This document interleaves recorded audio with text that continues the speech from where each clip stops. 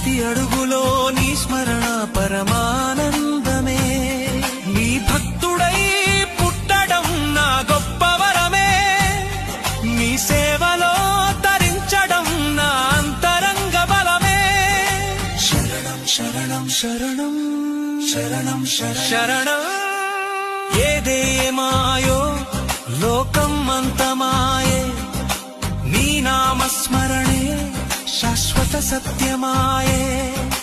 నేటి నుండి నేను స్వామి సేవకుడిని, నీ దివ్య సన్నిధిలో లీనమైన శిశువుని.